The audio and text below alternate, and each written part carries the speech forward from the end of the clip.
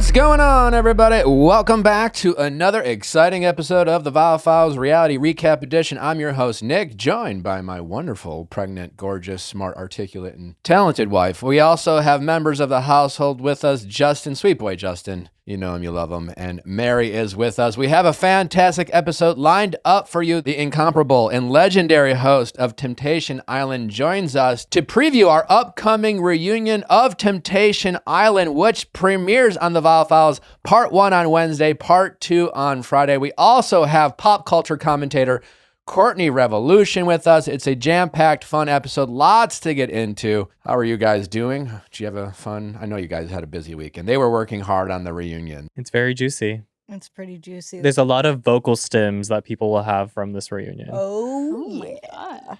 Well, I not ready. almost filed for divorce. Oh my God. Oh, that's News a very to me. Yeah. Yeah. I don't feel like this is news to you.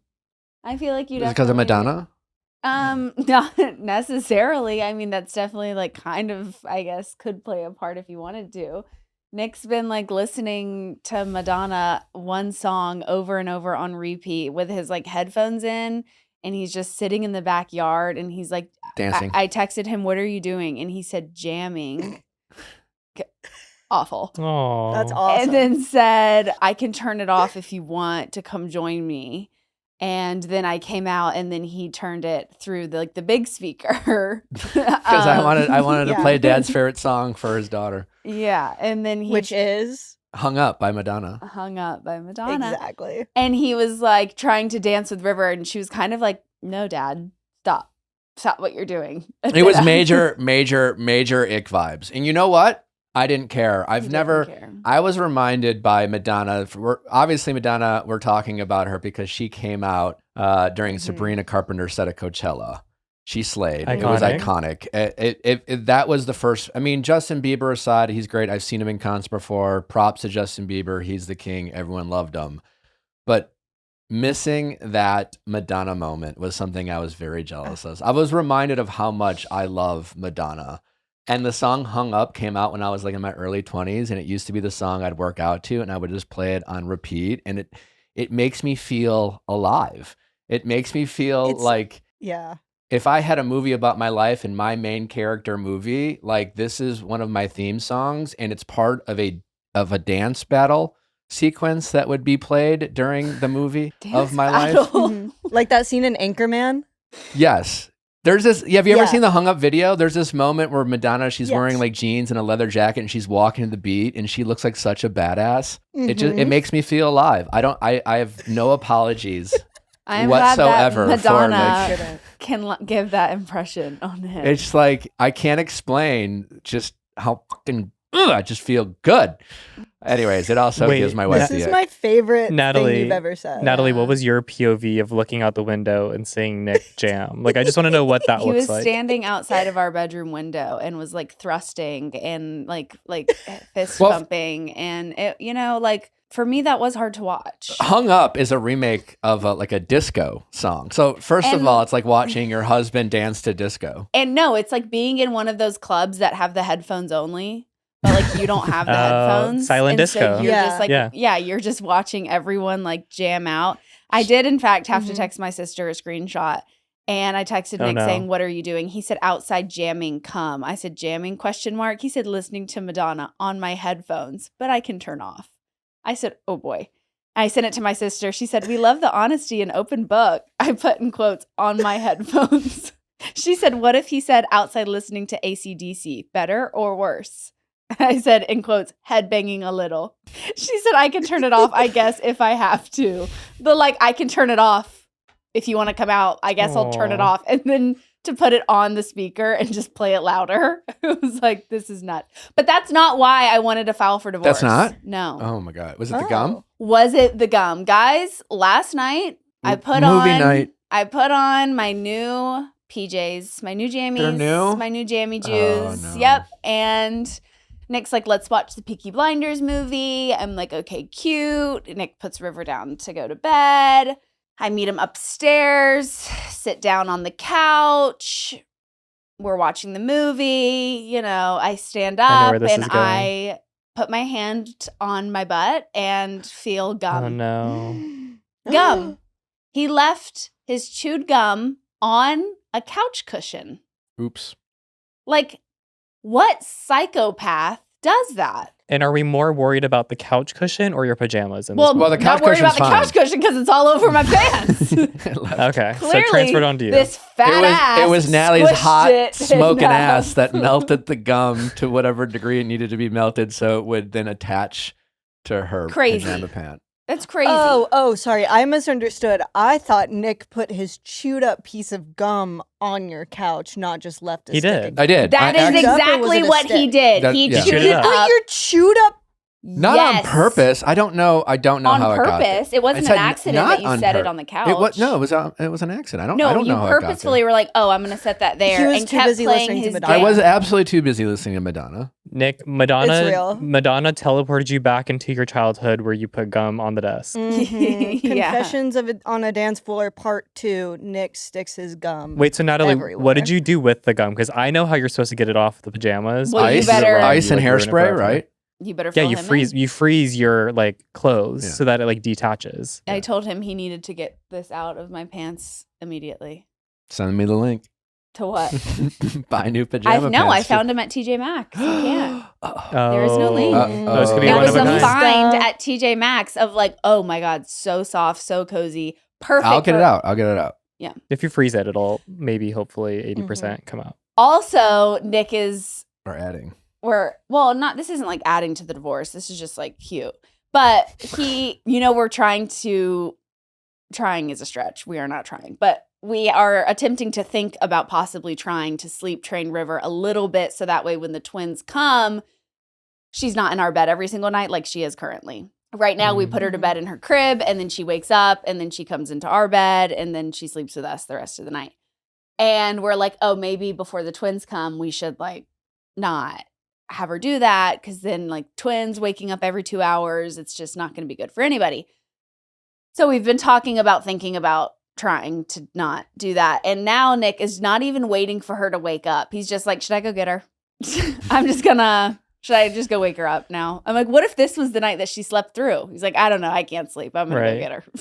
Okay. Well, because she wakes up right when I'm about to fall asleep, and now it's just like she is on this like pattern or schedule rather. And now it's just like I'm kind of like not falling asleep because I'm waiting for her to wake up. And I did admit to Natalie that like River sleeping with us is it's as much for us as well, certainly for me. Like I'm gonna miss once the twins show up. I'm gonna miss our snuggles. We are getting her a twin size bed so that way we can just sleep with her instead of her sleeping with us. Yeah. But you're gonna put the bed in your bedroom, is what you're saying? No. So what am I doing no. wrong When there? she wakes No. up, I just think it's funny how we're like, we need to sleep train her and we got to get her to like sleep through the night and stay in her room. And now you don't even wait for her to wake up. You're just like, I'm just going to go ahead. I love getting her out of bed and bringing her into bed. No, with I us. know. I do too. And she's And the then best. she You have to comes sleep and train yourself snuggles as well. with Natalie, and then she'll snuggle with me. And then she woke me up this morning by kissing me on my lips and going, kiss, Aw. kiss. And then she was like, wake up, mama. Wake up. It's And then the I was best. like, Mama's going to keep sleeping. And she said, Dada, get up.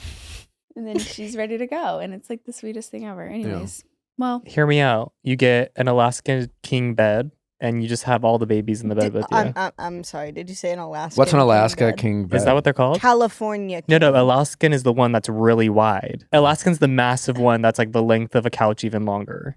So I like you didn't can even fit a know ton they of made people. one bigger than a California. Mm-hmm. Well, I've seen that. When I was a kid, we would go to stay with my dad and he would push all of the beds together. So it was like one big bed because none of us wanted to sleep apart. So we would have like 2 twin, 1 king, 1 full. And he would just like push them all Aw. together. And then it was like this massive Honestly, bed. that's fun. that's really cute. Well, When like I was- said, guys, when we I- have an amazing episode coming up for you. So much to get into. Again, we have Mark L. Walberg, host of Temptation Island, to help preview the upcoming reunion that you can see only exclusively on the Viall Files. You can watch it on YouTube at 8 p.m. Eastern on Wednesday night and again on Friday, 8 p.m. Eastern. It's a 2-part special. You're going to be locked in, entertained. You will not want to miss it. Also, so much to get into on the pop culture front. Wes and Amanda continue to go out in the streets of New York. They are being seen. They are locked in. They are fully, seemingly in a relationship. Ciara has finally made a statement. Lots to unpack there. I thought all weekend about, like, I'm about to be a father of 3 girls. And I just started thinking about, like, as they get older and start dating, the situations they're going to find themselves in and what advice I'm going to want to give them when they find themselves like hurt or giving too much energy to people who like keep showing them over and over that they don't deserve that energy. But anyways, there's a lot to get into. We have the wonderful Courtney Revolution to help us talk about all these topics. We got Taylor, Frankie, Paul. She's not being charged. Dakota has made a statement. Jesse Draper is out there with Marciano. So much to get into. And that is all up next with Courtney Revolution. But before we get to Courtney Revolution, do not forget the Viall Files Plus is ad-free, and you can get some amazing content on Viall Files Plus, including your reality recap deep dives where we get granular on all your favorite reality TV stories and all the drama that's unfolding in all your favorite shows, plus your Pop Extra Roundup where we get to talk about your pop culture topics we don't have time for on Reality Recap, and your update specials where we give you your favorite updates and all your favorite Ask Nick callers. So much that and more, plus it's all ad-free. Just go to viallfiles.com to sign up and you'll be glad that you did.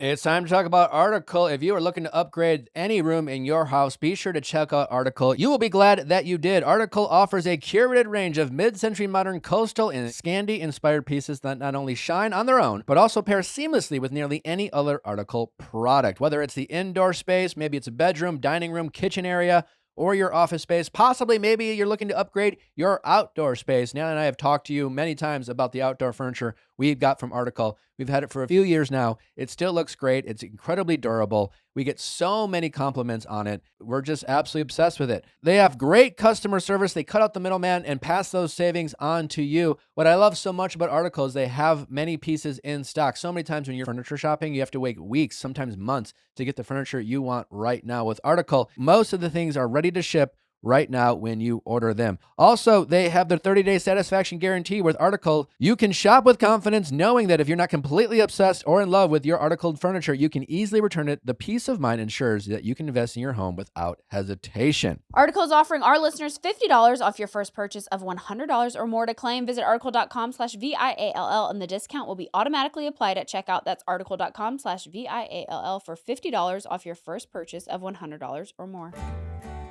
This episode is brought to you by BetterHelp. People, we've talked about the benefits of therapy for some time now, and we understand that it can be challenging to jump into therapy. It can be intimidating. You don't know how to find a therapist that you feel comfortable with. Certainly, it can be inconvenient, and it feels like there's never a good time for it. BetterHelp is helping alleviate all those pain points when it comes to therapy. We care so much about our physical health, things like diet and exercise, but what about our mental health? It's just, if not more important, to prioritize. And it's always helpful to get things that are stressing you out off your chest, whether it's financial stress or relationship stress, and sometimes financial stress causes relationship stress. But whatever is weighing you down, get it off your chest with BetterHelp. They are working with over 30,000 therapists nationwide to help ensure that you can find a therapist that you feel comfortable with, and you can switch for free as many times as you want until you land with a therapist that you're comfortable with. Also, it's incredibly convenient. All you need is a device to connect with, and you can even do it voice to voice. So if you're more comfortable not sharing a screen, then you can do that as well. It's all about convenience and comfortability so that you can get the therapy help that you need. So if you have been thinking about, considering, or even just wondering if therapy can help get you pointed into the right direction, just check out BetterHelp. Answer a few questions about the type of therapy you're looking for, and you could be talking to a mental health professional in no time. So get it off your chest with BetterHelp. Sign up and get 10% off at betterhelp.com/VIALL. That's BetterHelp, HELP.com/VIALL. Investing can feel overwhelming, like when you need to know more, do more, and have everything perfectly figured out before starting. With Acorn, you can give your money a chance to grow. It's the financial wellness app designed to help you build toward your future, not just managing right now. I wish Acorn was around when I was getting into my adult life, building credit, just not really having a clue where all my finances were. And when every dollar counts, you need to have great insight into your financial situation. Acorns is a smart way to give your money a chance to grow. Acorns is easy. You can sign up in minutes and start automatically investing your spare money. Even if all you got is spare change, the Acorns potential screen shows you the power of compounding and how your money can grow over time. Plus, you can quickly adjust how much you're investing every day, week, or month to make sure you're building towards your goals. Sign up now and Acorns will boost your new account with a $5 bonus investment. Join the over 14 million all-time customers who have already saved and invested over $27 billion with Acorns. Head to acorns.com/VIALL or download the Acorns app to get started. A non-client endorsement compensation provides incentive to positively promote Acorns. Tier 2 compensation provided potential subject to various factors such as customers' accounts, age, and investment settings. Does not include Acorns fees. Results do not predict or represent the performance of any Acorns portfolio. Investment results will vary. Investing involves risk. Acorns Advisors LLC and SEC registered investment advisor. View important disclosures at acorns.com/VIALL. Courtney Revolution, welcome to the show. How you doing, buddy? I am feeling dandy and fantastic. How about yourself? Wonderful. That's what a chipper attitude. Dandy. Do you start every morning with that kind of energy? That I am a morning person. I Okay. love to be out. I'm at like the gym at this time. So like Oh my God. I'm used to being up and just, in it. okay. Yeah. Well, we're excited to have you. Obviously, you're a big fan of all the things that we love talking about, and we thought you'd be the perfect guest to help us unpack all the things going on in the reality TV and pop culture world. Did you do anything before we get started? Did you do anything fun this weekend? Like, what is Courtney Revolution doing on the weekend as he preps for a busy Monday morning of talking pop culture and getting those arms jacked? Lay on the couch and watch TV. Okay. This particular weekend, I laid around and I watched a lot of good TV. You didn't have Yeah, any yeah. Coachella weekend 2, Justin Bieber, Madonna, Billie Eilish FOMO? No. Okay. Listen, I love Coachella. It's a lot of fun. I've been one time, and so because I've been that one time, I haven't been in a rush to be back. Yeah. Right. Yeah. Yeah. It's a lot. Yeah, it's a lot. It's a trek. We got a lot to get into, starting with going into the weekend. We found out that Taylor Frankie Paul will not be facing any additional charges as it relates to the most recent situations that she found herself in. Dakota has also recently released a statement. I mean, I think we're all happy that Taylor's not going to be charged, and hopefully there's a path forward. I don't know what this means for her future on TV or the future of The Bachelorette, but it seems like maybe hopefully things are heading in the right direction for Taylor Frankie Paul. And then we also have a statement from Dakota. It's all just a bunch of platitudes, and it looks like maybe was written by someone that was not him. But it's overall, he's focusing on his son, and he is happy to be out of such toxic situations, and he has given his son the best future and priority that he needs. The thing that was I found, I don't know. It was more like now he's releasing a statement saying it sounds like he's retiring from TV. It sounded like he is leaving the spotlight, as he claims in his statement. Is that how does he word it? I've chosen to step away from the spotlight to Okay. focus on my family, my growth, and our healing, and that's where my energy will remain. I don't know if this is a permanent step away from the spotlight or this is like taking a break from Instagram kind of break. It's hard to tell these days. But Yeah. coming off, like announcing this right after his appearance on a reality TV show, it seems to be like, oh, you had to slip that in, and then now we're taking a step back. It was like, Yeah, he's like, sorry, I just got one more opportunity. I had one more thing I had to promote and get out there, to but get out there. now I am ready to be done. Yeah, well, Close the you know. curtain. Close Close the the curtain. I think they should both be done, actually. Honestly, him and Taylor. I mean, I agree. I think a lot of I people would agree. probably Mhm. support that. I mean, I hope that if Taylor has an opportunity and chooses to be in the spotlight, I hope it is in an environment that serves her well and doesn't put her in perpetual toxic situations. Because, I mean, like, this is her job. This is her career. But it hasn't always been. And I think like she doesn't need TV to be successful. She has shown us that she can be Mhm. successful on social media with her following, sharing what she has control of sharing. And I think that is the healthiest place Sure. for her right now. And I But don't we think agree that a life online is still part of a life in the spotlight. You don't have to just be on TV. And when Dakota says I'm taking a step down from the spotlight, I'm expecting not to see any more like dad talk videos with him and Jordan and Yeah, having him that's his do statement. bits. Yeah. But I'm Taylor just didn't saying say if we're that. talking, no, I understand. But if we're saying, what does a step down look like for either of them? I'm just saying, like, if she chooses to still like be on social and be an influencer and engage with her followers, that is part of the spotlight. So I guess Yeah, I agree that they both don't need to be on television. I agree that I never did need to see what Dakota was doing on social media before, and I definitely don't need to see it now. Taylor, I think, who is very vulnerable, very vocal, wants to share her life to help others who may be in similar situations, I think is important for social media, and I think it's important for her healing. And I don't think her being on a television show where she is not in control and other people are exploiting her to make a good show is healthy for her. That's exactly how I feel. Period, Courtney. That's exactly how I feel. She could be on social media. She could give us a self-produced series, something, because she wants to help people by sharing her life. She doesn't need to be in a situation where other people are pulling the strings for her. Yeah. Because it's very easy to make her look wild. Yeah, I hope that she can control her narrative and that she is in control of her opportunities and choices to whatever degree is possible. Are you also following the Alix versus Alix? Y'all, I'm trying to follow it. First of all, they have the same name. Second of all of this is over podcast deals.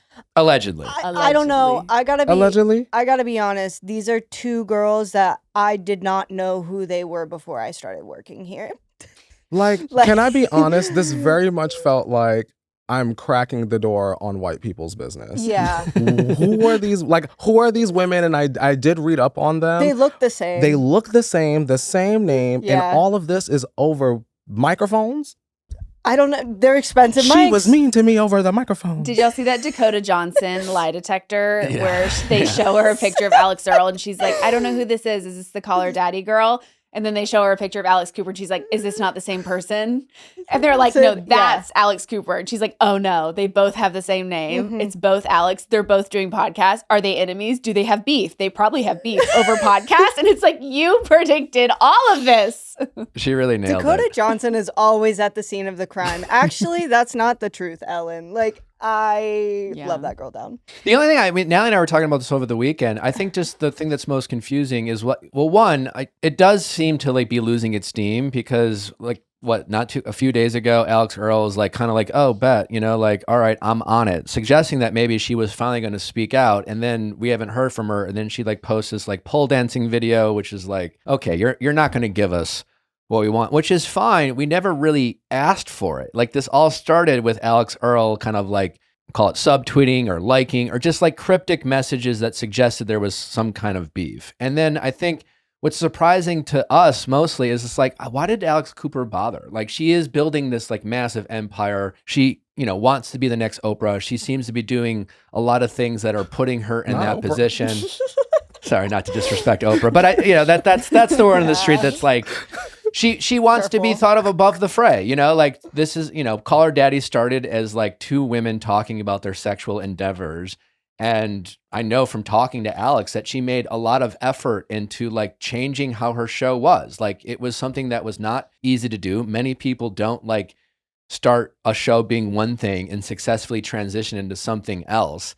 And it's just like, why bother inserting yourself in the type of drama that you work so hard to remove yourself from? Like, it's just like you should be above. I just don't see the upside for Alix Cooper. It just seems like all she's doing is giving Alix Earle like more pre-sales on the eventual memoir that she'll write about it. And that will ultimately be nothing, but like it will still sell a lot of books. And I just don't see why she is like, I just don't see the upside for Alix Cooper other than just like, was she bored? Did she like need a little drama in her life? And the Alix Earle young lady, she never posted a full response as to this is why I've been reposting these shady things about this young lady that I used to work with. She never said her name on the playground. She's just been like, she's being scary. Yeah. Oh, so she's automatically L. So I'm on Cooper. Earle, that's a flop. But I don't understand like why Alix Cooper is coming for like, now it's like anyone who says anything about her, she's like, okay, well, I'm going to post our text and I'm going to post something about you. And like she came after Brianna LaPaglia. Every time I hear the chicken fry name, I know.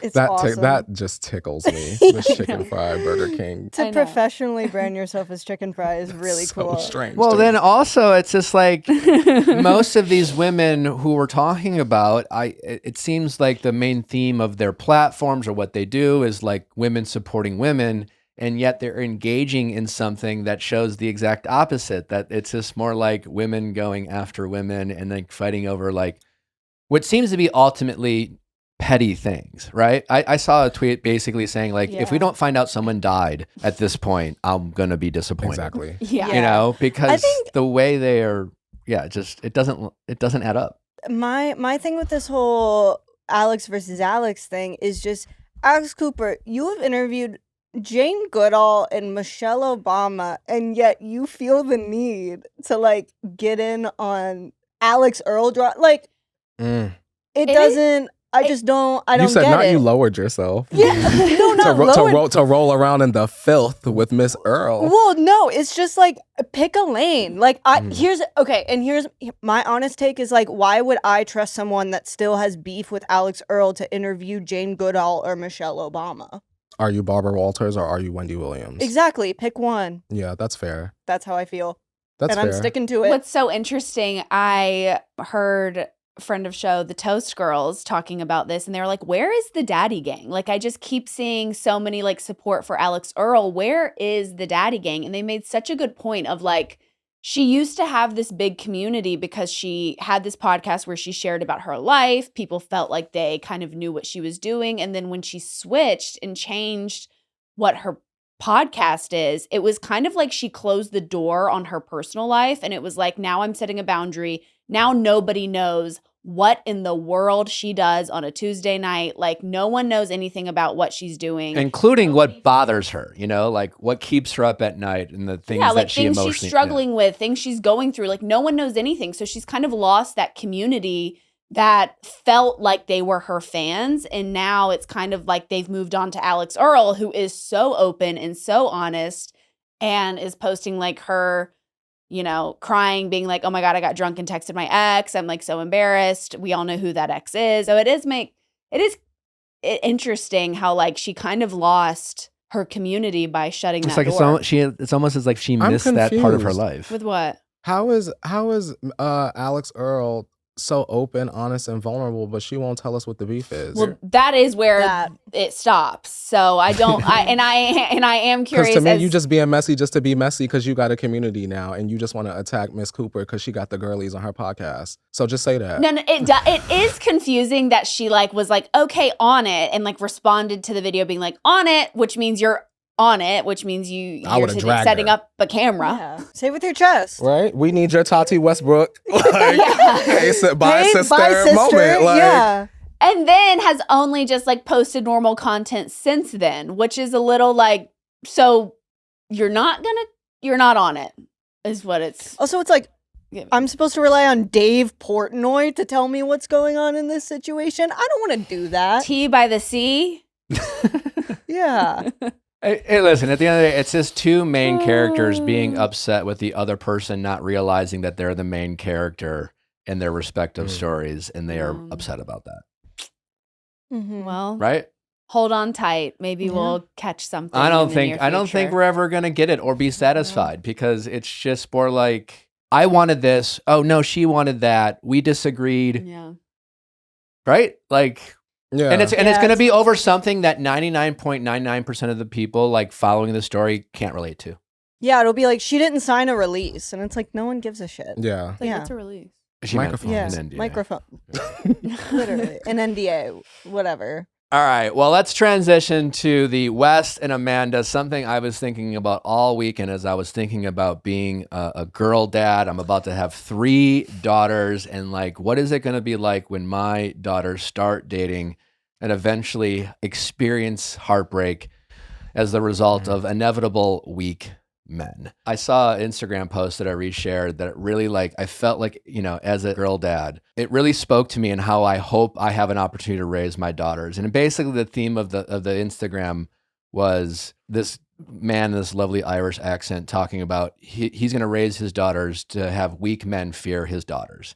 And I was like, I don't know exactly what that means, but it really hit home how I hope my daughters move in relationships, but it will be very difficult to teach that going forward. But anyways, before I get into that, let's update our audience in case you missed it, in case you're not following everything that has transpired when it comes to the Westgate, West and Amanda and Ciara. A lot has happened since Reality Recap last Thursday, starting with we finally heard from Ciara, and she gave some thoughts about this situation. So, Mary, can you shed the light on some of the comments that Ciara made? Yes. Well, Ciara did a Glamour article. She said that she was closer to Amanda at the time, and she's more mad at Amanda because she said that, like, at the end of the day, a man's going to be a man, and Amanda was someone that I was close to and I expected more of. And she had said that her and West had a lot of conversations previously going into that season about their relationship and, like, setting boundaries. One of the boundaries was no more sleeping with people on Bravo that they had set. Yeah.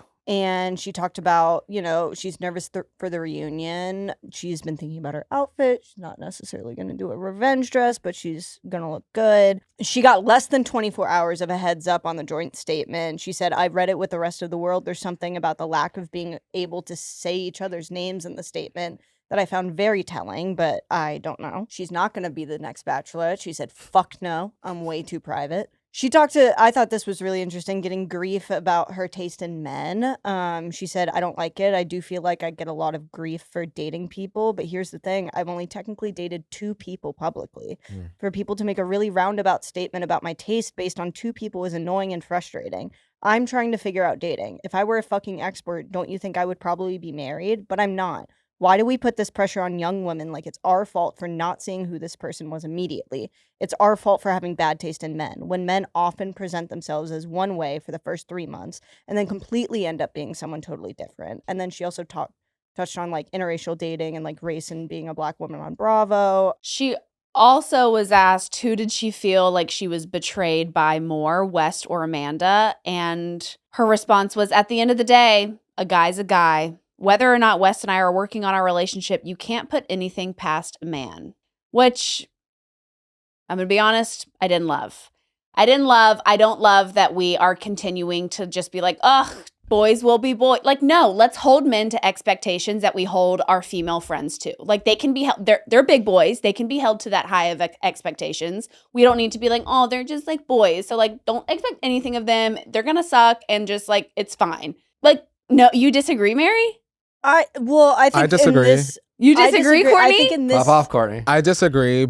I disagree because we already know that West is he's already proven in a pattern sense that he's bound to play in Ciara's face. So it's not as surprising. What is surprising is that you've been on the show with a young lady, slept in a bed with this young lady, had fun parties, dressed up like the elderly with this young lady, and this young lady has played in your face in secret, and then it had to come out because the fans are crazy, and then you put out this bullshit statement, and then you get, like, the text before, like it like Amanda, it's really bad for Amanda. It's really bad. Like, West, we know West is trash, but we weren't so sure about Amanda, and now we have the proof. No, I 100% agree. think she should feel more betrayed by who she thought was her best friend. 100%. But I think the excuse of a guy's going to be a guy, a boy's a boy, like, at the end of the day, that's just, like, what they are, I think is just, like, a lame excuse. I think she can still be like, you know what West did to me was fucking hurtful. I feel more betrayed by Amanda because she was my best friend.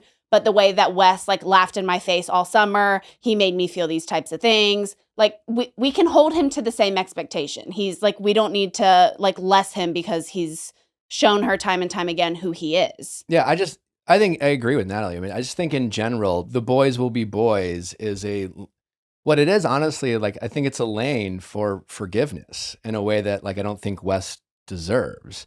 And I also think, like, you can be mad at both people. She should be mad at both people. They both really hurt her. But it's just the boys will be boys it's basically saying that, like, there are no good guys out there, which it's not true. I understand it's hard to find.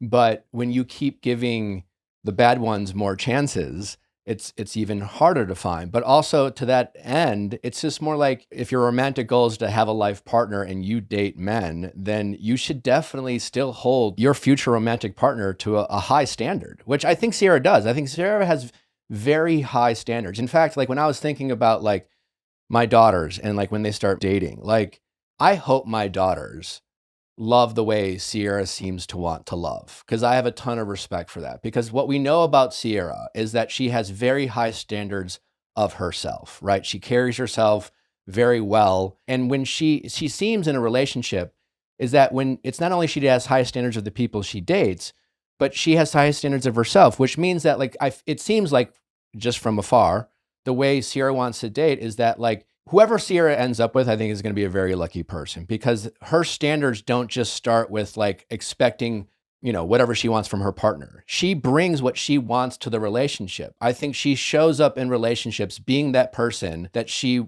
hopes that her partner is as well. What sucks about people like West and like just weak men in general is that they will weaponize their weakness because what they'll do is they'll take that for granted, right? You know, someone like Ciara will show up and give, right? And we all know what that's like to show up and being in a relationship and be like, all right, I'm gonna walk the walk. I have a lot of expectations of my partner, but I need to be that person too. And so Ciara shows up being that great partner or being that great friend or being that great companion, even in a dating situation, because she is not waiting for the people she's dating to do their part for her to do hers. And then unfortunately, the people like Wes will take that for granted and weaponize that against these very strong people because it's like, it's that part of Ciara, that empathetic part, you know, she's a nurse and it's some of the most empathetic people out there. And so you want like, that's the difficult part about dating, right? Like where do you draw that line between giving your people you care about grace or understanding that maybe that person no longer deserves that grace? Sometimes when you are hurt by someone you love, you can see it that they realize their regret and how much they hurt you. And they will never want to do that again. As opposed to like someone like West, who to me, like West is the definition of a weak man. And when I think about like weak man, I think about like the opposite of like, we talk so much about like toxic masculinity. And I feel like what's the opposite of that? And to me, like positive masculinity and like a strong guy is like someone who finds joy and love and happiness by considering the feelings of the people they're closest to, their loved ones. They're not constantly centering their own needs and happiness. Like someone like West on too often of a regular basis will prioritize his short-term gratification for the long-term pain of the people he claims to care about, right? These are the type of men who will say they don't want to be the victim, but constantly play the victim. They're the people pleasers, and they will also get other people to advocate for them. Like that's why you keep hearing like rumors like West is kind of, you hear what West is thinking through like rumors and hearsay, because like that's how guys like him move, where they'll kind of be like, well, she's just like this. And they'll have other people like speak up for them, but they'll never like want to speak up because they're always playing the sheepish, like, I don't know what I'm doing type of guy. Like West at their first reunion with Ciara, where he's just like, you know, I'm just like, I don't, like, it's all like a game, right? When you think back about like this past season, that whole like situation where, you know, where Wes is like, I don't even know how to talk to Ciara. And Ciara was like, I designed it that way. I think that's a game we often play in relationships, right? Like when we don't feel like we have the power, like we want to think that we do, we play this game. And in that situation, I don't think Weston is under any illusions that he doesn't have the control and the power in this relationship. But I think he weaponizes his weakness against Ciara by playing the whole, like, I don't know better, I'm just a dumb guy. And I think that's the part that Natalie's speaking to, where it's just like, if all we do is just keep giving guys like West unlimited chances, that like we'll constantly be disappointed. I don't know. I think the thing of like the guys will be guys at a certain point is I understand what you're saying, and I think like the West situation is so specific of I completely agree with you, Courtney, of like he has hurt her before. And so obviously she has these lowered expectations of him already. And I do completely agree with you, Nick, on the sense of like a lot of men will be weak. But honestly, like I don't think that's men specifically. I think there are a lot of people in general that like will just use, like, I think I've been guilty of this, to be completely honest, of just like using an excuse of wanting to make other people feel comfortable so you can just make yourself feel comfortable at the end of the day. And being like actual empathy and bravery is saying your true feelings, right? And so that's something that like West would never give Ciara. And that, like, at the core is just, like, you know, that's what's fucked up about this situation, is if he would have just been honest with her at any point in time, none of this probably would have happened. But he didn't do that. He just let her create whatever sort of narrative she wanted to create in her head, and he leaned into that, which is fucked up. But I do think we can hold him accountable by saying, you're an adult man. You should know Yeah, better. totally. And just because you're a guy doesn't like let you off the hook in terms of like, maybe you shouldn't know better. Because she did refer to him as, at the end of the day, we were genuine friends, which I think was what made Yeah. it so hurtful when everything kind of went south and why I needed to take the time after. Like, it's not like they were these like kind of distant exes who still were kind of, like, they were building their friendship. They were genuine friends. So I think it's okay for her to be like, listen, maybe I'm betrayed more by Amanda because we were closer and we've been friends for longer. But I'm also betrayed by West because, like, what the fuck? And I think that's okay for her to say. Question for the room, though. It's like, maybe she does feel that, but is there a world where it's like she just doesn't really want to, as far as this Glamour article I goes, mean, because she was so intentional about it, she doesn't want to center West in this. Like, at this point, she's fucking done with that guy. but You know? she is. Like, if you don't But want to the whole talk thing's about about West, that, the yeah. whole thing is about West. And I mean, Which is Well, fine. yeah, I mean, but I like, just- this article doesn't define Ciara's feelings. It's just one article. I think, yeah, this article is about West, but I think this article is so much more about, like, her and this situation that she's been in. I mean, she talks about, like, this season. It just sucks because it's like this season, as far as like Ciara's personal storyline, like she got to buy her grandparents' house. That like was she so got to sick. Do, I yeah, love that. Like and she got to do all of these amazing things, and her career is like going incredibly. And Ciara's so smart. And I think she was very intentional of this article of kind of dismissing West in a way that she can center the narrative back on herself. Especially after West did the whole thing with the article back in the day. I thought it Mhm. was very strategic and clever, and I applaud her for that. Mm-hmm. That's kind of how I read the whole thing. Same.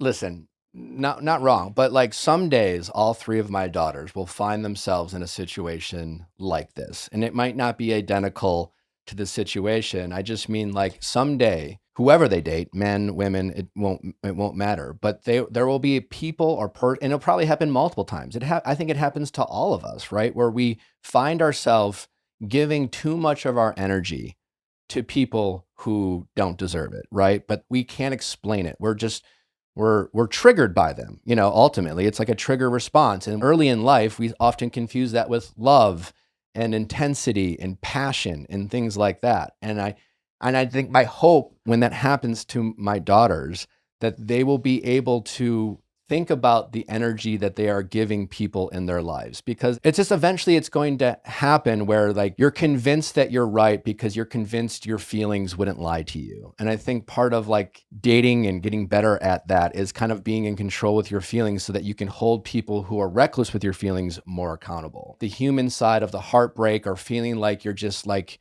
locked into a dating situation, I think is relatable to everyone in a sense. And I think, you know, for example, like the part of the article where Ciara talks about her and West, she tried setting some boundaries with West going into the season. I imagine and I hope in the not too distant future for Ciara, she will look back on that. And I think she will like almost that kind of awkward like laugh. And when we laugh about ourselves, when we look back about decisions we made, I imagine she will like feel like that was something that was a waste of her energy and time. Like when you're trying to set boundaries with someone you're not in a relationship with, and you're trying to set like romantic boundaries or hookup boundaries, like I get why Ciara's doing that, especially in the reality TV world of like knowing how Bravo works and how everyone's going to be talking about all these things. I completely get where she's coming from.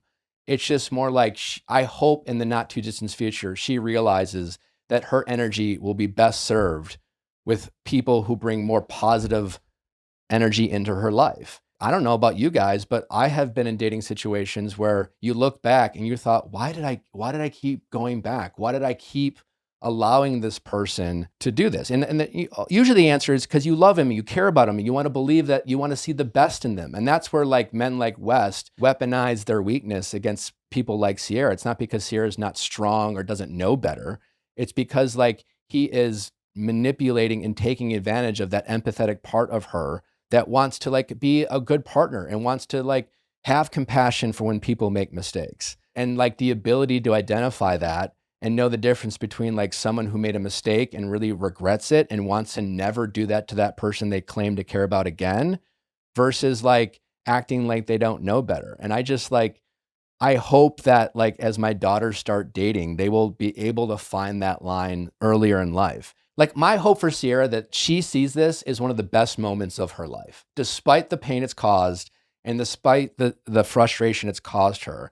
I hope that allows her to like, you know, see Wes for who he is and start focusing on people who bring happiness and good energy to her life. Because we only have so much time and energy. And if we're focused all our energy on the people who make us sad and upset, it will consume us. I don't know about you guys. I've been that person where we just get stuck by somebody. And the only way we allow those people leave is if we like push them away. Because in Wes's mind, he's always been upfront with Ciara. Well, I told her like we weren't dating. You know, he plays that whole act of like, I don't even know how to talk to Ciara, is him pretending that she has control in a situation where he's in total control of his feelings. When he was just like, I don't want Ciara to get hurt, that's him acknowledging that he's not worried about his feelings getting hurt. And he knows that hers will. And yet he plays this whole like, I don't know how to talk to her. It's a con, right? It's a conscious or subconscious con that like Wes does that allows him to not take full accountability for like knowing that in that moment where like when they were filming that party, he chose to bring a girl there and he chose to make out with her in front of a woman he knows is like still has mixed feelings about how she feels about him.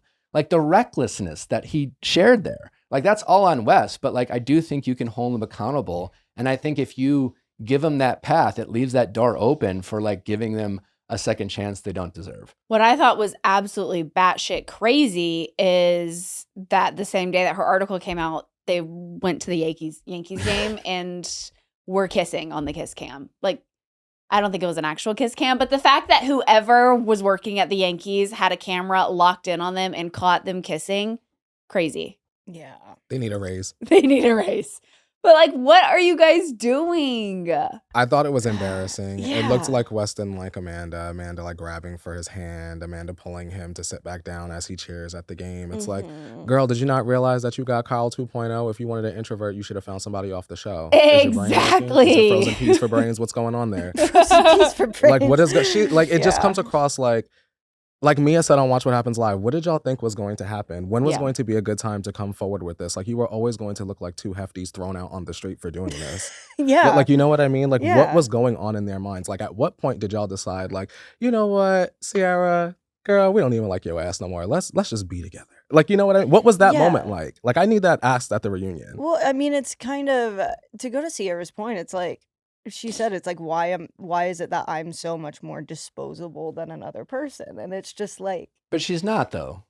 she's not. But I Their mean, I actions think, say otherwise. yeah, I But mean, they're those are treating their her- actions. That has nothing to do with Ciara's self-worth. I understand that's how she feels in this Obviously. moment, right? But they don't define who Ciara is. No, not at all.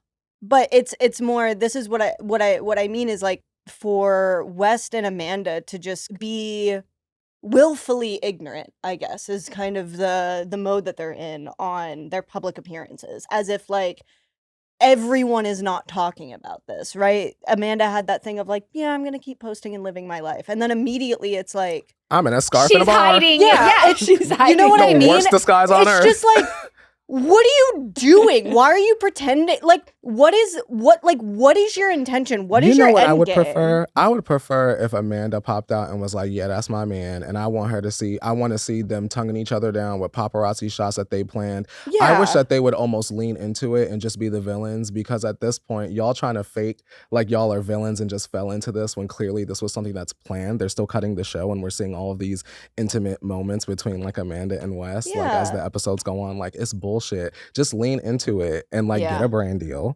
out of it. Yeah. And let's move on. Be Like, honest. be honest. Y'all intentionally with threw your- the friendship away with Ciara and y'all keep on doing it. Like Yeah. You're also with the guy who loves to wear scarves. And like he has not once tried to hide, or he is like, you know what? I'm posting. I'm with my friends. Like, what? Post her on your story. She's with you.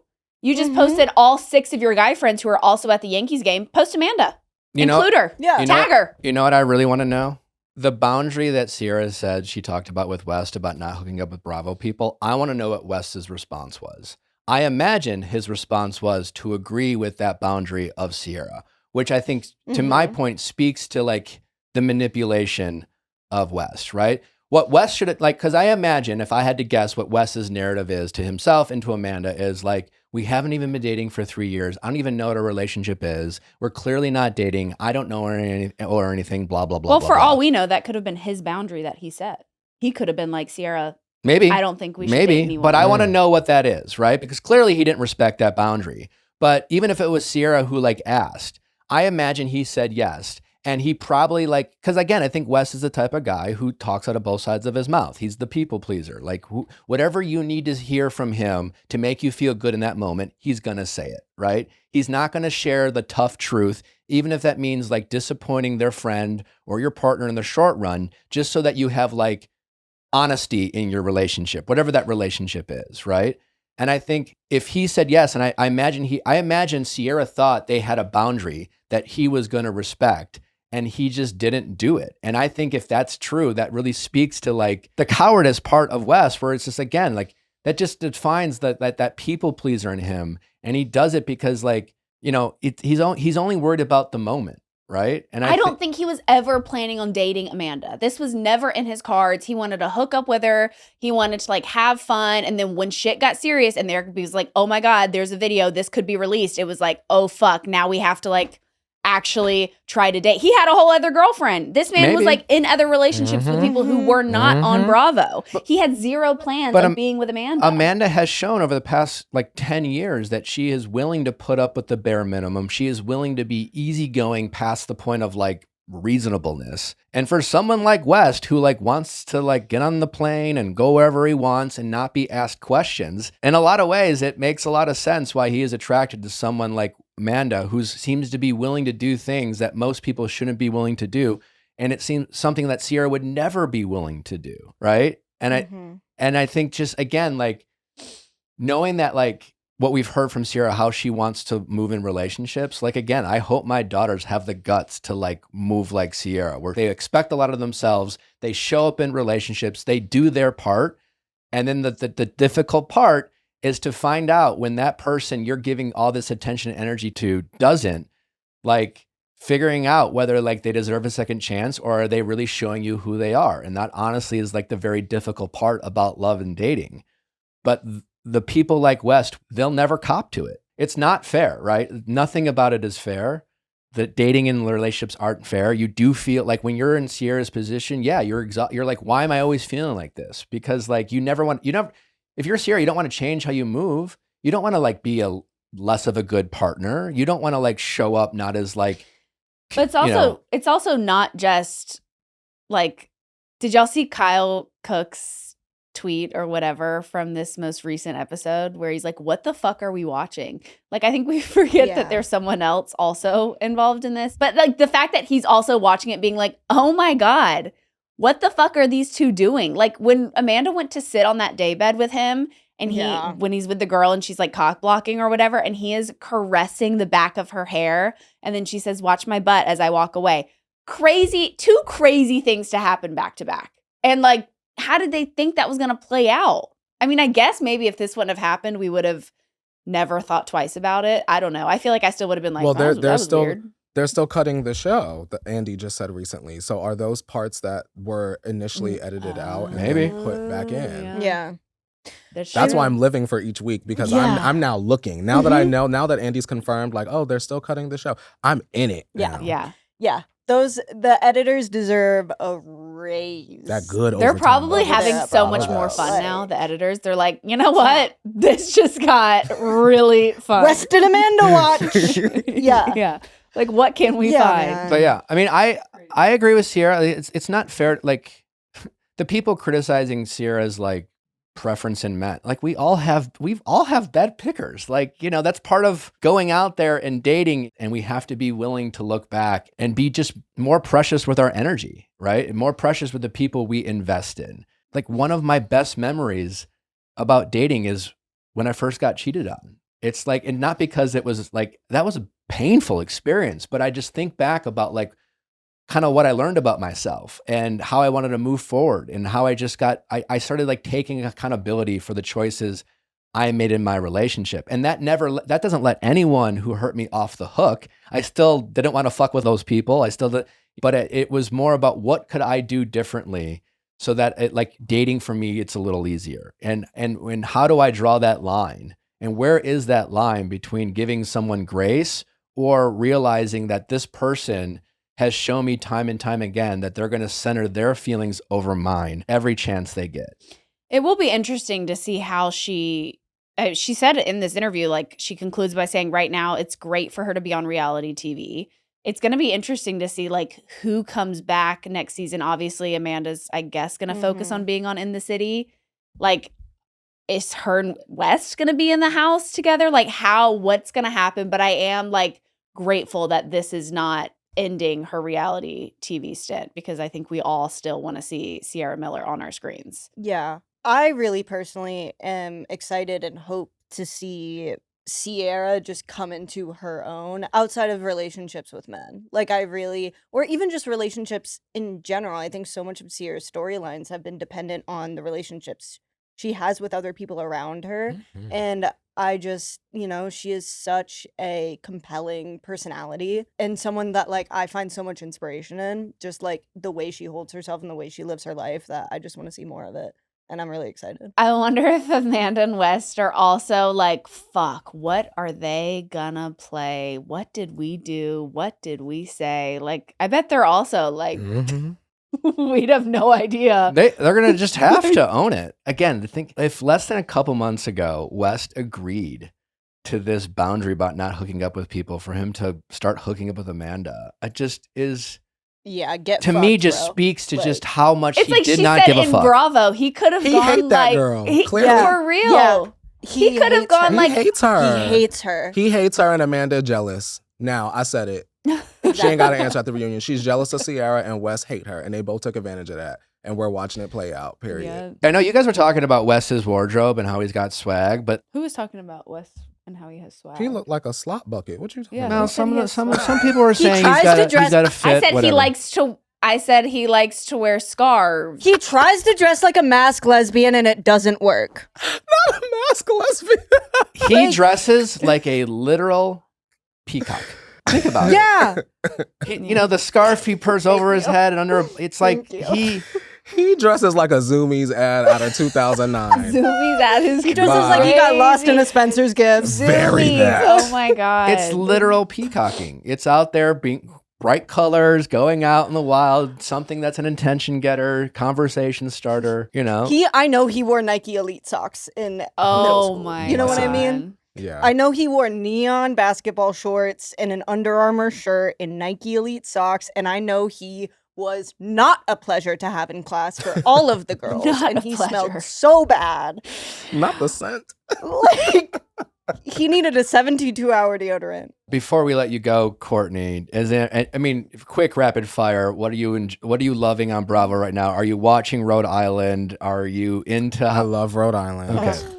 I Give us a love little like what you Liz. love about Rhode Island. I love the fact that there seems to just be so much lore. Like, we're only a few episodes in, and it's like, oh, this guy was like with my Spanish teacher and knows my sister, and my sister's friends with the mom. And I love that because it makes me feel like we've got years worth of stuff to dig into. And I really appreciate the fact that the women are so open. Mm-hmm. And Dolores. Always live for Dolores. It is nice. And I love Atlanta as well. Atlanta is giving me everything that I need thus far. Shout out to Cynthia Bailey. Interested to seeing more of K. Michelle and Pinky. We know that Pinky's going through the business struggles. Are you going to come out of the other side? Okay. Kelly, what happened to the business? Because the waffle business closed down present day. So we're going to see that. Hopefully. Why did that happen? I don't know. A lot of the Bravo shows are kind of doing it for me right now, but specifically Rhode Island and Atlanta. Beverly Hills, shout out to them. Are you watching The Valley at all? Yeah, I love the Valley. I like the Valley because I live not far from here, so it feels like the neighborhood show to me. I am curious about Brittany's boyfriend on the show. He got real activated real quick for someone that seemingly just signed a contract to be there in the background. That's a red flag for me if I'm Brittany, and I don't want him dulling her sporkle. Yeah. But I'm enjoying the Valley so far. Do we really hate Janet? I don't hate anyone, Be but honest. I find Be her. honest. I don't think I she's don't someone that I love- particularly think I would befriend if I had the opportunity. Yeah. In Yeah. Is she that bad? She's not that bad. It's kind of just like, I think it's just vibes. Mm. You know what I mean? It's just like compelling reality. She's not that compelling as a reality TV personality. And then she Mhm. also pisses people off, but I don't mind her as a person. Yeah. I think she will be a very loyal friend to her friends, but it always comes at a price, and it's always really intense. And I think it's eventually gets exhausting with a friend like Janet. Yeah, that's fair. I think they're managing well without Jax, which I think is like It the feels biggest thing lighter. for them. It feels Yeah, It's lighter. watchable. It's a show about moms. Yeah. Moms and Zach. I'm here for it. Mums and Zach. Moms and Zach. I'm not mad at it. Yeah. And you know, I want to say this. I don't mind Lacey and Michelle. What's tea?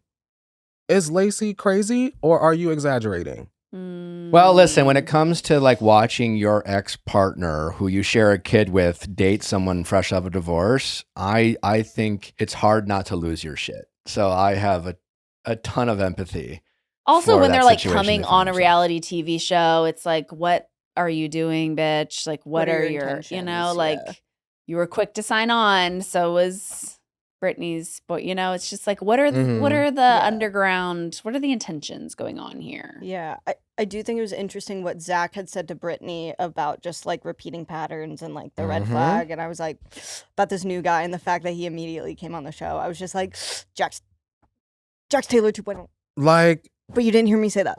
Brittany, You know? we need you to listen to your village right now. Mhm. Yes. I think that Zach was passionate, but being a friend. Yeah. And We don't sometimes- need any Jax energy on the Valley. Nope. We're trying to get another season. Yeah. Yeah.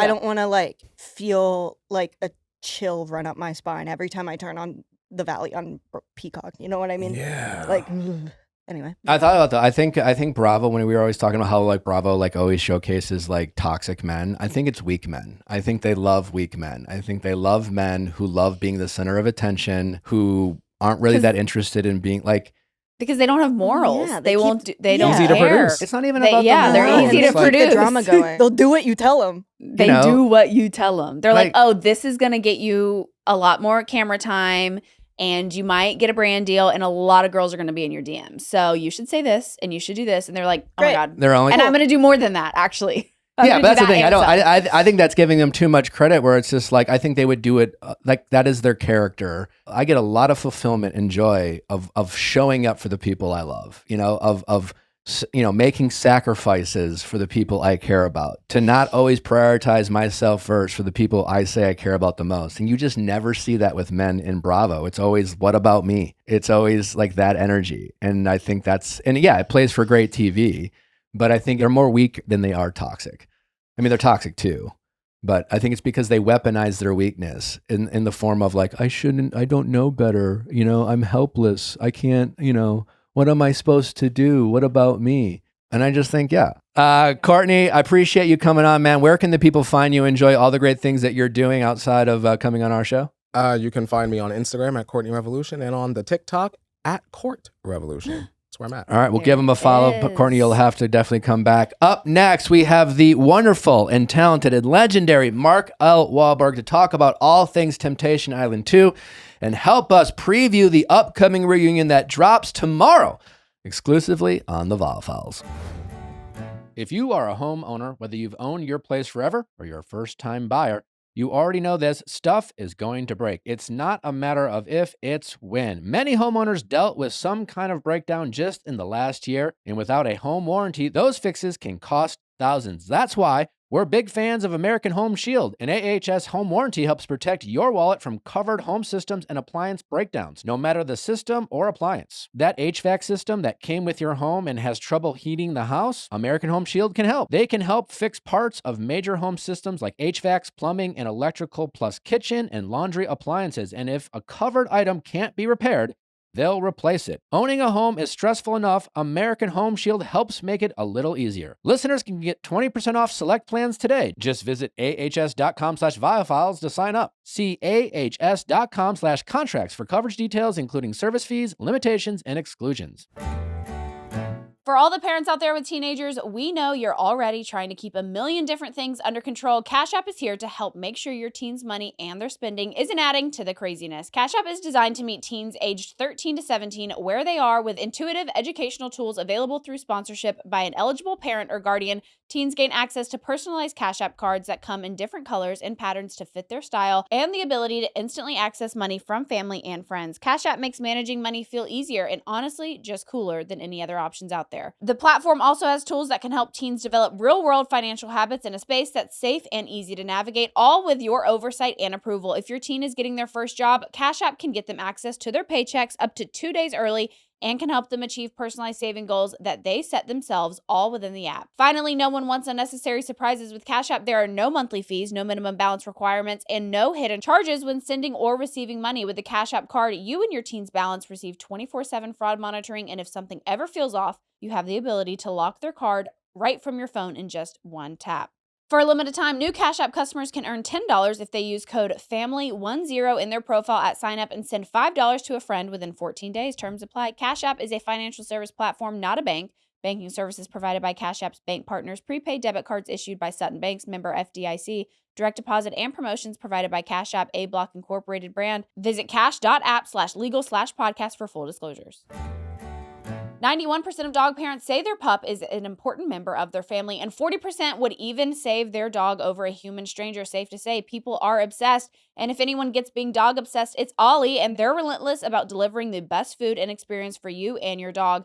And they give you a way to check in on their health over and over and over again. We know how much you love your dogs because I'm sure you love them like we love ours. So feed your dog great tasting and great ingredients that will help them be the best dogs they can be. Ollie's fresh recipes are developed by real chefs and backed by vet nutritionists. They're obsessed with making the best meals with the highest quality ingredients. From the moment you start your subscription, everything is tailored to your pup. The meals are perfectly portioned, and you get a pup tainer and scoop for easy storing and serving. Jeff and Steve love the beef with sweet potatoes. It's packed with protein, vitamins, and minerals. So if you're looking to improve your dog's diet, look to Ollie. You won't regret it. You can get a subscription delivered right to your door. Stop and start it whenever you want or need. Get ready for both you and your pup to be obsessed. Head to ollie.com/VIALL. Tell them all about your dog and use our code VIALL to get 70% off your welcome kit when you subscribe today. Plus, they offer an obsession guarantee. If you are not completely obsessed,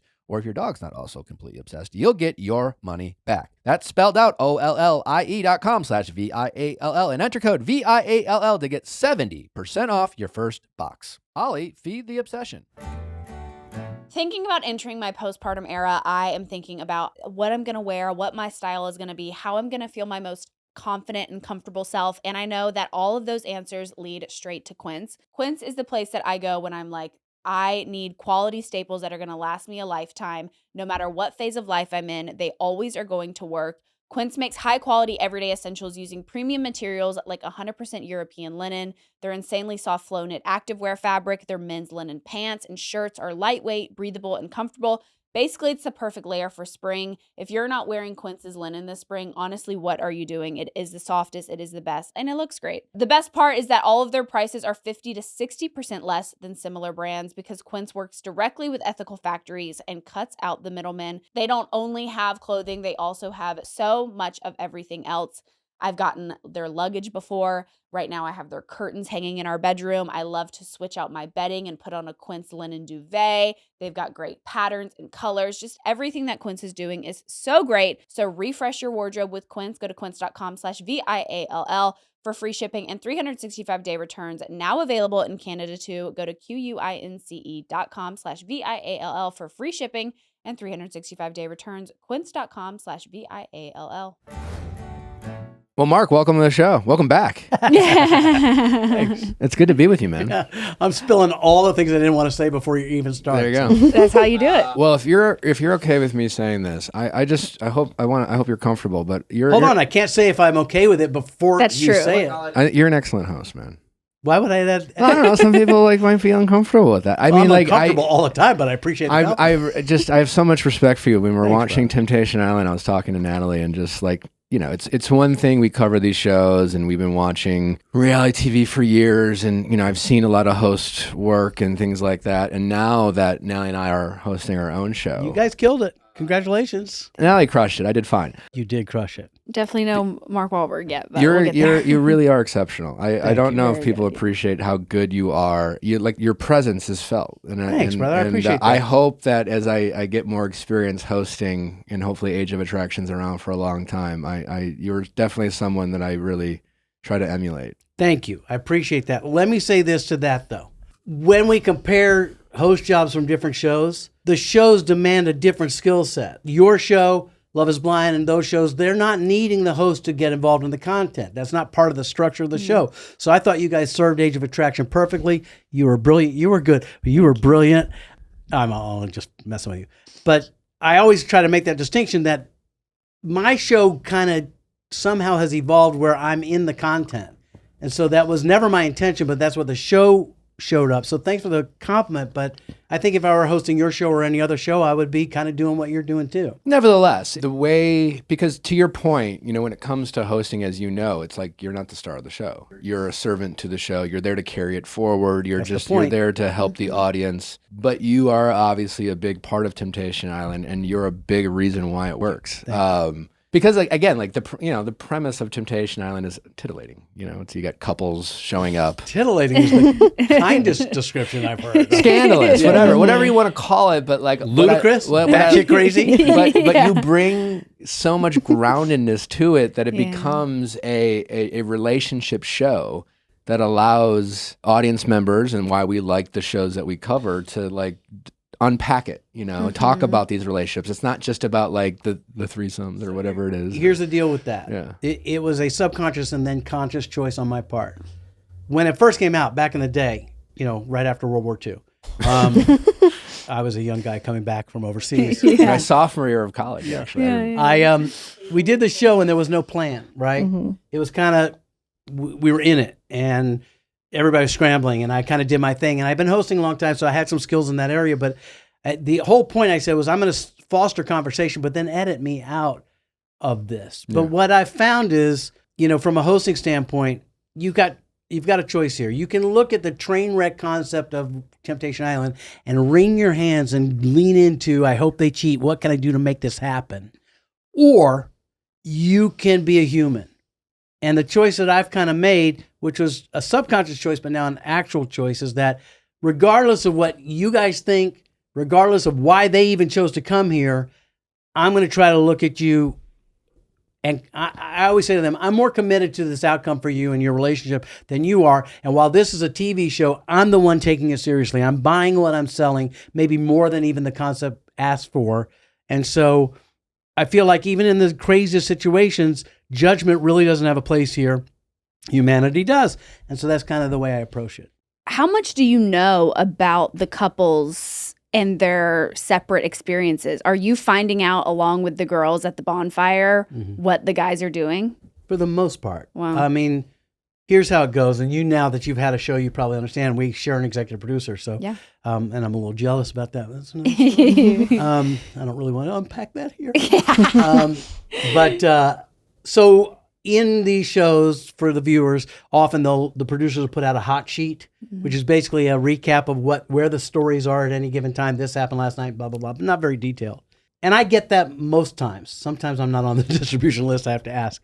But I'll read that to kind of be aware of where they are. But more than that, I don't ask. I don't know. If something crazy has happened, usually I'll hear about it.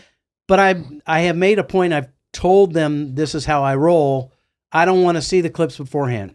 Even if I know what's in the clip, which happens rarely, but sometimes. Like I knew Brianne was doing what Brianne did season 1. But I didn't see it. Quite frankly, I don't want to look at it now. But the reason I do that is so that when the clip rolls, I can meet them where they are and see it with fresh eyes as they see it. And if you'll notice, normally my question is, what did you see? Because what I see and what the viewers see is not what you saw. For instance, Mikey spun out on her biting her lip. I didn't even notice that because it's not a trigger for me. So for me, I've been on TV enough and have hosted enough that I'm not thinking about TV at that point. So it affords me the luxury of being able to say, let's just roll and see what happens. And I got an earpiece. If I lose my track, they'll put me back on track. But Yeah. Well, this season is a little different. Season 2 on Netflix. Obviously, you've been doing this for a very long time. I've really enjoyed this season. In contrast to season, well, I love season 1, but it was really cool to see this season being different, where it was more the women challenging their relationships, and it seemed to be the women. the guys were in their feelings. The guys were in their feelings, and it was the women feeling a little undervalued, underappreciated. You know, it's always different when it's the other way around. Was that fun for you to have that change of pace? And then second question to that is, over the years of Temptation Island, has that been a common back and forth, or how unique is it to have a season like this where it was like really the women challenging the men and the men being in their feelings and feeling like they had to prove to their women partners that they were up for it, where it was like the men, like last season, really like taking advantage of this perceived freedom? This was different. Yeah. Overall and generally speaking, this one was different in that it was much more of an emotional ride than a, sex romp ride, right? Yeah. Kind of like that. But every season I've done, and I've done them from way back, and then there was a big break in the USA. We did several. They're always different, and it may be like the guys wilding out of 2 out of the 4, and then the girls are weak but then strong 2 out of the 4, 3 out of the 4. Mm-hmm. This one was different in that the guys were really in their feelings. A couple of them were really working hard to grow, and a couple of them, it was a little squirrely for me to figure out what's going to land for them, which is the challenge I like, is that when you're doing a bonfire, it's like doing a one-on-one talk show 8 times in one night. And so you're switching gears and it's, okay, now, all right, so that's not this, let's go here. And so that's a little bit of a challenge that I dig. And when you see the lights go on, like an epiphany or feelings happen from the conversation, I like that part. When you said to Summit, I think it was, I don't know exactly what you said, but you were like, that's it. And he was like, oh, I didn't think you were going to say that. What I liked about Summit so human is that, and I was saying this the other day, is like, I used to play a lot of basketball. I played in this league, with the celebrity league of basketball, that I really had no right to be in, both as a player or celebrity. Neither one was at the level it should have been. But there were like 3 different kinds of players. There were people in there that could ball out. They knew it and they could do it. And there were people like me who knew that they weren't great, so they knew exactly what role to play on the basketball court, stayed in their lane, did their thing, right? But then 80% of them were people who were terrible at basketball but thought they were great. Yeah. So in this application of that very terrible metaphor, is that what I liked about Summit was there were parts of his emotional intelligence he hadn't grown yet, and he was aware of it and down. And so rather than doing what men often do, and women do too, but men generally, defending a position, I never thought of that. So there was a hunger. He was open. Right. Yeah. So when that happens, I'm like, let's go. Yeah. We can build a man here. Right. And he really, I thought, did some great stuff. And I give Cole credit too, because Cole, at whatever level he was able to do, was doing the best he could, And so Mikey too, and Jack. So, you have to have a willingness to have that discussion and the awareness to have some ownership in what you don't know.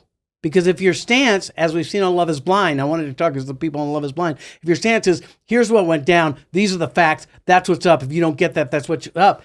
The thing that's missing is, it's not right or wrong, is what you're saying being received with love. Yeah. You may mean it with love, but I said that to Summit, you may be giving criticism and stuff from a place of being loving, but if it's not being received as love, then you need to check yourself, find different language, listen harder, and speak into that. So, was there a couple that intrigued, their story or their situation intrigued you maybe more than the others? Yeah, this is a good question, Nick. I had more trouble getting a bite on Jack and Cheyenne. Yeah.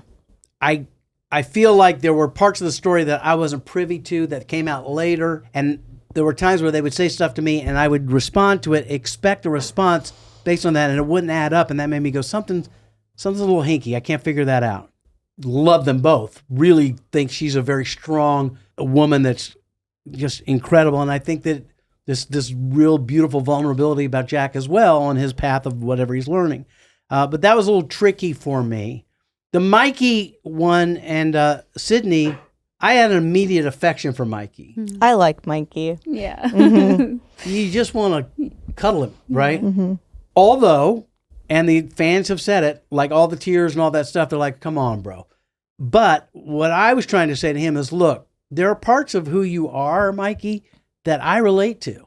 Okay, we have a skill set. It's a people-pleasing skill set where we know how to be on and keep everybody in the room happy. But how does that make you feel at the end of the day? And so I think we have this exchange where he's like, it's all good. And I'm like, no, it's not fucking all good, dude. Yeah. Sometimes it's all fucking bad. Yeah, he wears that it's all good mask a lot. Yeah. Don't we all, though? Yeah. I mean, it's easier to just do that and then we don't have to talk about it. Yeah, and So- it's interesting because to your point, like people pleasing, I think a lot of people pleasers relate to this. Like it's often at the detriment to yourself or the people closest to you. You know, your romantic partners. Yeah. Often people who are in relationships with romantic partners who are people pleasers will feel like they're always prioritizing the masses rather than like those individual even when you're connections. people pleasing your partner, here's the trick. Here's the elusive part in that. Is a people pleaser, and sometimes in the narcissist world, I'm not a clinical expert, so it's just stuff I picked up along the way that may or may not be accurate. The point being is that when we manage other people by pleasing them rather than being honest with them, we don't realize that what we're actually doing is disrespecting their ability to handle the truth. And so what we're doing is with Cole, you're not cheating and doing crazy shit. You're just telling lies that are a little bit shady because it's easier and you're fearful of how she'll react. But basically what you're saying is, I don't think you are adult enough to handle the truth. And when you give the respect to your partner, go, look, I'm going to just lay this out. More often than not, you realize that they can handle everything. As a matter of fact, they know your truth. Yeah. And so I think that that's the delusion that those of us who tend to people please or are to some degree narcissistic think that if we make everybody happy and we manage their stuff and they're all smiling, then that's winning the game and being kind and loving. And it comes from a kind and loving place, but it's not particularly respectful. Well, especially because we had Sydney say, like, to Mikey, I make myself smaller so that you can be bigger. And it's like clearly he's got just like this big personality that takes over rooms. So much so that to the point where she's like, I feel like I can't shine at all. Well, and what's great about that is that I don't know if they'd had that conversation before. Yeah. Because there's a way for that to exist and it still be okay. Totally. And mostly it's by letting someone know.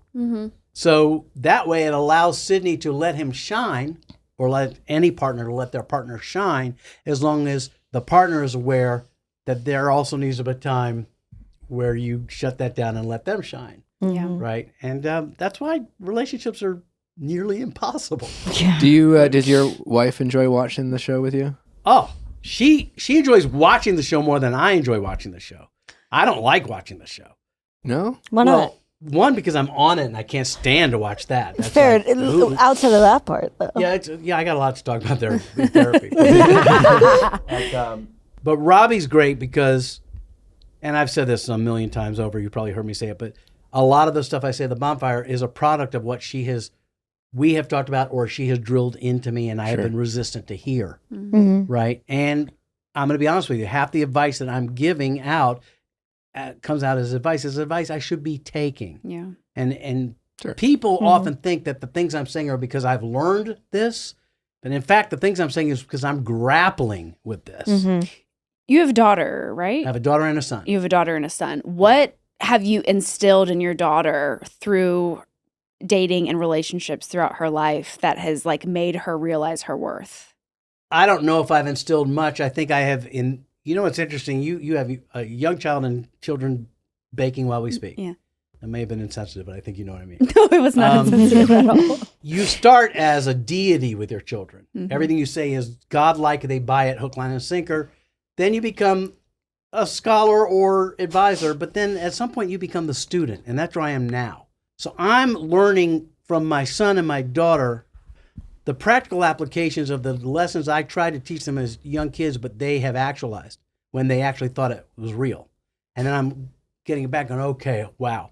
So what I'd hoped I had instilled with my daughter is one, a healthy relationship with her father, because I think a lot of times with women, it's the abandonment issue and the searching for love that they then mirror and model in their relationship with men. And that's why they usually have like, you know, a sweet gay best friend and then some horrible dude that they're banging because that sex is good, but I need the intimacy over here. Right? And so I feel like our intimate relationship growing up has made her a stronger woman, has made me a better dad and a better person.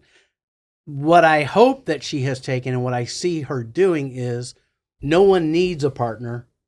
You get to have a partner. So you're complete. And the answer is, if there's a guy that enhances your experience, come along. But I'm not empty until. Yeah. Right? And so I think she has a social media lifestyle brand that's doing really well called Lazy Ballerina Club at lazyballerinaclub.com. Buy the merch right now. But because I'm a dad. Yes. Support. But the whole point of it is she was a professional ballerina. And this translates to relationships. What she's saying is, in her ethos basically, is we're not what we do. We have to have worth and not take it from an outside source. So as a dancer, you're not just a dancer in the company. You're a human first who dances. And until you give yourself that space to be okay without the validation and in opposition to criticism, then you're just going to be looking for love in all the wrong places. Before we started recording, you mentioned that you don't know where the couples stand today. Like you haven't had much of an update since they left the island? Okay. I've had zero update. And it may be because I didn't ask. We do have the reunion, which we felt very grateful to host, hopefully with your blessing. It's all good. You do a fine job, and I'm glad it works out. And what's important is that the audience gets to see the stories. And I'm going to watch your podcast because I'd like to know the answer. We were very honored to be able to do it and very fascinated to unpack these relationships. Do you have any guesses into... Yeah, I have some guesses. Are you going to tell me if I'm right or wrong? Is this going to drop before that drops? Yeah. Oh, well, then, it drops the next day. I don't know if I want to guess. I think you're probably right. I have a feeling your that guess. more are together than apart. Okay. I have a feeling that there have been some reconciliations or never really quite actually a breakup. Would be my guess. Let me just qualify this by saying, and I don't fucking care. And I'll tell you why. I mean, I do care, but I don't care about that because, and I say this to people who are going through what feels like trauma on the show in the middle of like Mikey's situation, stuff like that. I'm like, the show ends today, but life and relationship doesn't. Yeah. Some of you will find your way back. Some of you won't. Somebody will find something better. And the number of people who've been on the show, both singles and couples who've been on the show, and in the next relationship that they enter into after the show, that becomes a forever relationship, is uncanny to me, right? So when I say I don't care, what I mean is I'm not keeping score that what you said in the final bonfire, I need to hold you to, and now you got back together, and what was the hustle? I don't care about the hustle. I don't care about that part. I care that you're happy, right? I care that your relationship is better than it was. It's what I say on the show. I hope that you leave the island in a better place than when you came here. How that shows up and what the audience thinks about that, that's their opinion. Well, I'm excited for people to watch Reunion. There's definitely a lot there. Part 1 tomorrow, part 2 on Friday for anyone listening. But I will say this, it was evident that their experiences affected them in a positive way. I was waiting to hear you say, do I need to worry if I see them on the street? No, I think, again, like No, there's No. a lot to unpack, and Yeah. I don't want to give anything away, but in I terms do want to of... give everything away. Oh yeah, you're know. the host of the I'm show. gonna have to now. watch. But again, it was evident that the experience, for whether it was the couples who are no longer together or ones who have reconciled, that experience and that experience they had with you was clearly positive. I'm glad to hear that. Again, I think when you look at a show like Temptation Island, you're not going to assume there's growth. They're not going to assume that, like there's a healthy output. You know what my assume- stock line is Yeah. when I'm playing golf. I usually play golf. I walk on as a single because I won't get a tee time because I never know when I'm going to play. I'm usually playing with guys that have no idea who I am. And about 4 or 5 holes in, they start asking. And I'm like, yeah, I work in TV. What do you do? I host a show. What show? And then I say I host Temptation Island. I'm like, oh, really? What's that about? And my stock line is, it's a dating show that looks like porn and feels like Oprah. Basically. Yeah. That's great. That's But- absolutely great. true. But Yeah. my point about that is, I say to all of them, look, you come to the island. Some of you are here for altruistic reasons. Some of you are also, in addition to that, looking for clout and brand deals and stuff like that. Not mad at that. I'll support that. Mm-hmm. But what I say to them is I don't think you realize that this show and this experience, as crazy as it is, gets very real. I can't explain that. It shouldn't. It's farcical in some senses. But it gets real really quickly. And I try to tell them the sooner you lean into being real on it, both outcomes, your relationship gets stronger, or you get clarity, and you get brand deals because people like authentic, right? They like real. So when I say I don't care, what I'm saying is the outcome, I'm not keeping score on it, Yeah. right? And if they leave with some clearer understanding of who they are that informs their next relationship, then cool. Yeah. When you're hosting and Yes. you have someone in the cast do something that you just like, you're so icked out by They it do isn't the something right wrong? word. Not even wrong. Like, I feel like people can do stuff Something that's you definitely wrong. wouldn't do, maybe yourself. I guess just something that like you really are like, I can't believe you did that. Yes. Like, how do you just really, I guess, compartmentalize that and still like look at that situation with empathy and do what you're so good at doing on the show? First of all, thank you for that question and the flowers on the end of that. That was very nice. Look, maybe it's natural for me and not natural for everybody, so I'm going to give myself a little credit, but it's also a conscious choice that there's no place for judgment of any kind in this, quite frankly, in anything. I mean, judgment just does not serve anything except making the person who's judging feel bigger by standing on the neck of somebody else. Mm-hmm. So a good example is Grant and Breon from season 1. Mm-hmm. Okay. I hear Breon talking about how he loves this girl and I see what he's doing. So judgment makes you go, let me tell you why this is wrong. But openness and acceptance of it makes you ask questions like, how are you able to compartmentalize this where you're not thinking about the person you say you're in love with while you're doing this physical act? That's not an indictment. That's like something we can look at, that there's part of what is you've been programmed to that you, for whatever reason, soothing yourself or whatever, you're able to go there and it's separate than here. And when we did unpack that, as a matter of fact, when I had him on my podcast after that, Breon, because they didn't come to your reunion, right. but they came to mine, my podcast. And I said to him, I owe you an apology. And I owe you an apology because had I been a little bit more aware, I would have asked the question earlier about his childhood and upbringing and foster care and abuse and all that stuff that makes one compartmentalize intimacy. Mm-hmm. So that's why, to answer your question in a long way, is that judgment doesn't allow you to have that conversation. Yeah. Acceptance without judgment allows you to go, now how could that, how in that person's mind can this reconcile? Mm-hmm. And then what that allows you to do is to say back to them what they say. That usually helps them crack open, oh my God, I didn't think about that. Yeah. So that's that. Awesome. Well, thanks for answering. We tackle this a little bit at the reunion, but I'm curious your perspective. Another thing I really enjoyed about this season, with the men being in their feelings and the women seeming to be a little bit more Empowered, in control. Like they seem to hold the power in these relationships more than the men. Mm-hmm. And as a result, I think this season is a reminder that I think is men often. I don't even think often men realize this about themselves, and I just think us people in relationships don't realize this. But like men are able to detach from sex easier in general. I think often. Oh, I'll go with the generalization. I try to stay away from those gender assignments because I've seen women do the same thing. Understood. Yeah. I think past trauma allows us to compartmentalize and disassociate. Not even like maybe detach, but just like I think just the emotional reaction from All sex, we generally respond differently. Body. Let's go with this for the case of this argument. But when the men saw, like for example, Mikey, when Mikey saw Sydney make out with Xavier, his initial response, that was the first time it looked like he really loved Sydney. He was like, we can get through this. We can get through this. Yeah. We can fight for this relationship. When the men heard the women speak badly about them, that's when they were really hurt. It wasn't the physical boundary being crossed. It was the emotional boundary being crossed by the men. And I think that's more common than people realize, that men realize, because I think, men, when they're in the kind of hookup phase in their life, I think they can understand how they can go from one to another without like really getting emotional connected. But when they feel safe with a woman, Right. Yeah. Young men, sometimes sex is no different than a pickup game of basketball. Sure. Right? Feels good and it's fun and I'm out of breath at the end of it. Yeah. Right? There's no emotional. Yeah.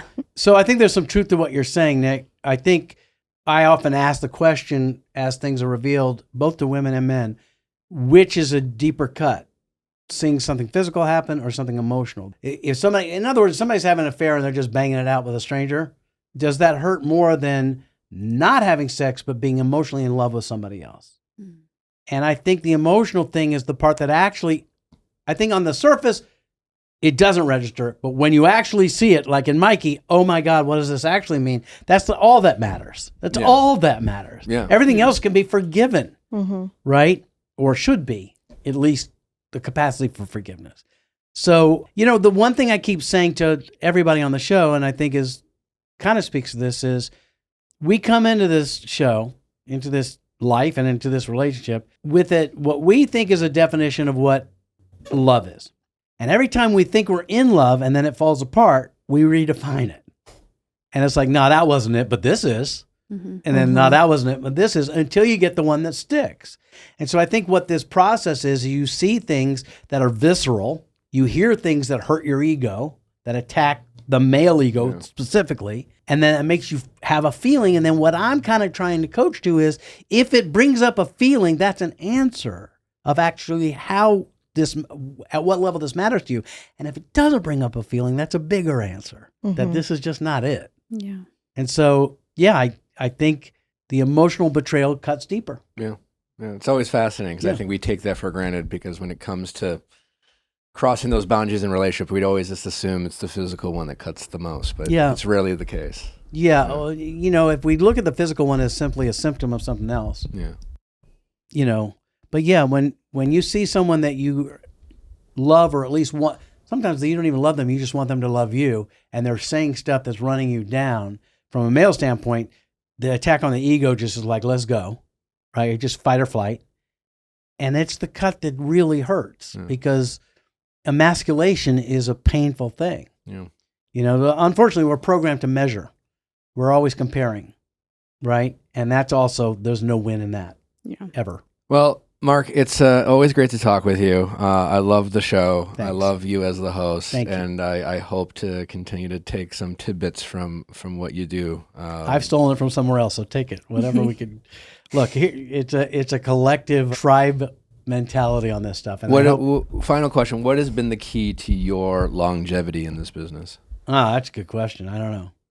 I think, from a philosophical standpoint, I'm a say yes and figure it out later dude. Right? I don't believe in plan. I think plan limits your possibility. I talk about this a lot.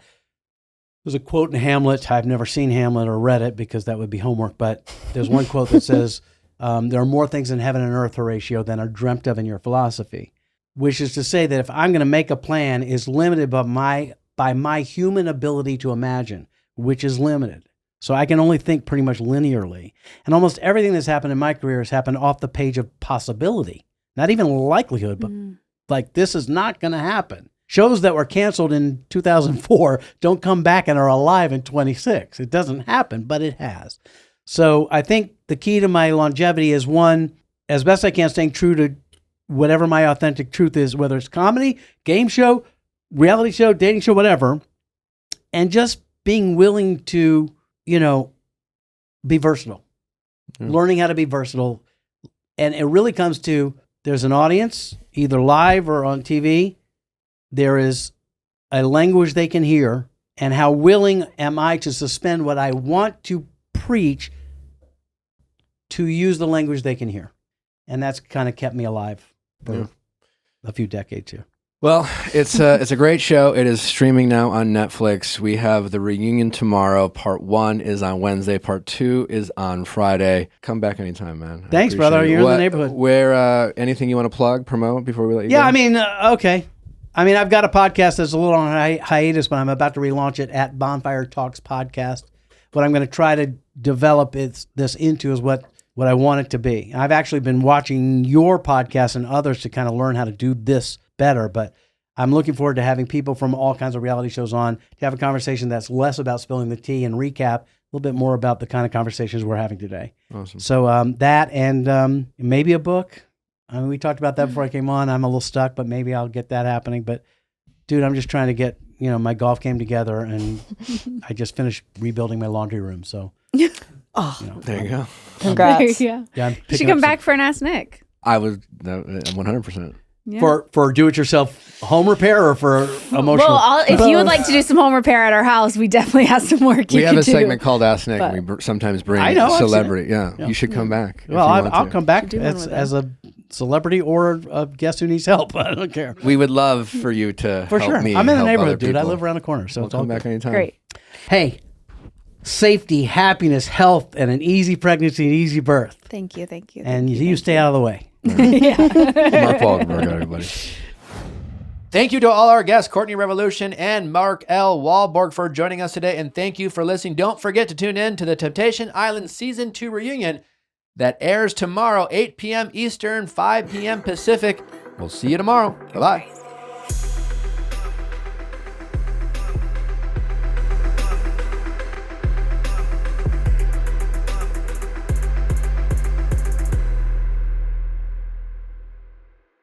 Hey guys, if you loved what you listened to, make sure you hit that subscribe button below. Thanks for listening. We'll see you next time.